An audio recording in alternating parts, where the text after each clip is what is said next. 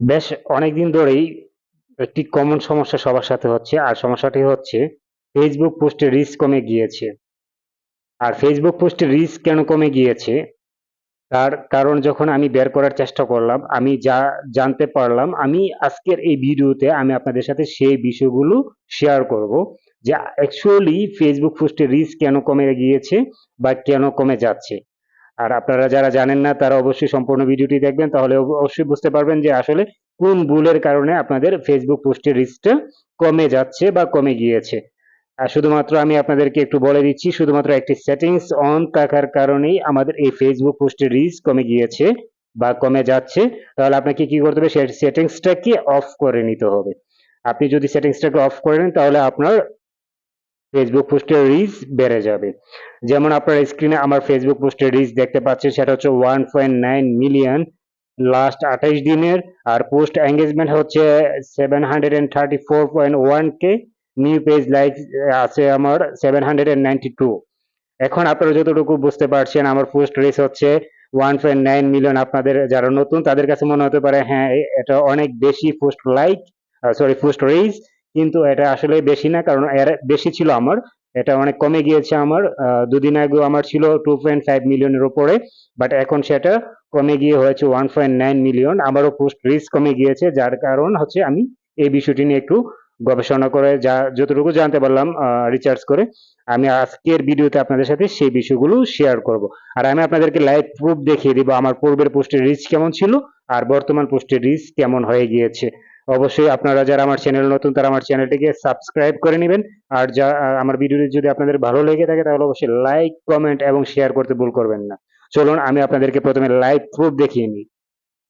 আপনারা দেখতে পাচ্ছেন স্ক্রিনে আমার ফেসবুক পোস্টের মোস্ট এঙ্গেজিং যে পার্ট, সেই পার্টের একটি অংশ আমি আপনাদেরকে এখন দেখাচ্ছি।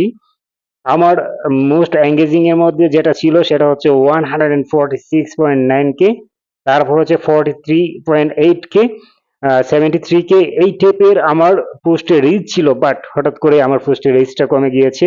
আর এখন রিসেন্ট আমার ফেসবুক পোস্টের রিচটা কত আছে আমি আপনাদেরকে দেখিয়ে দেবো।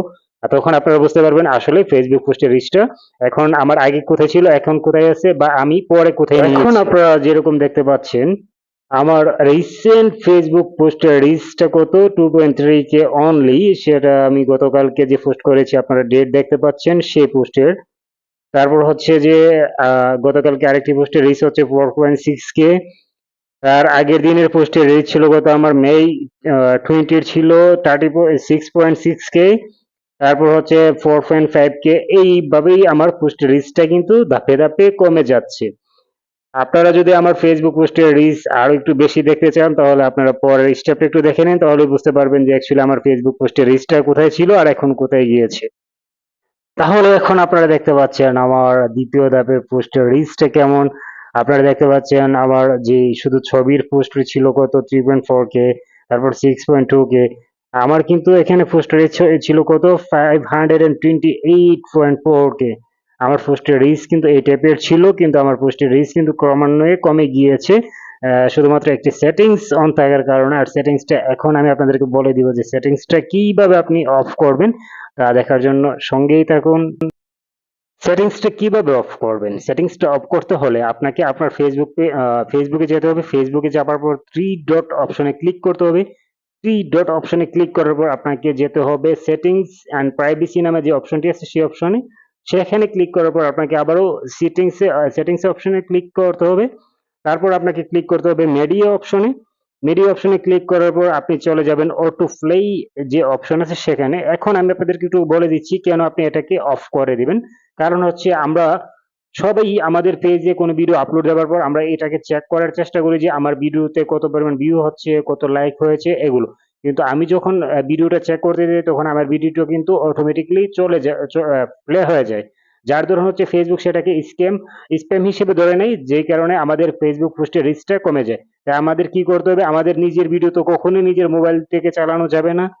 তাহলে আপনার ফেসবুক সেটাকে কি করবে, স্প্যাম হিসেবে ধরে নিবে আর আমাদের রিচ কমিয়ে দিবে। তাই আপনি যখন এটাকে অফ করবেন তখন আপনার এই ফেসবুক পোস্টের রিচটা বেড়ে যাবে।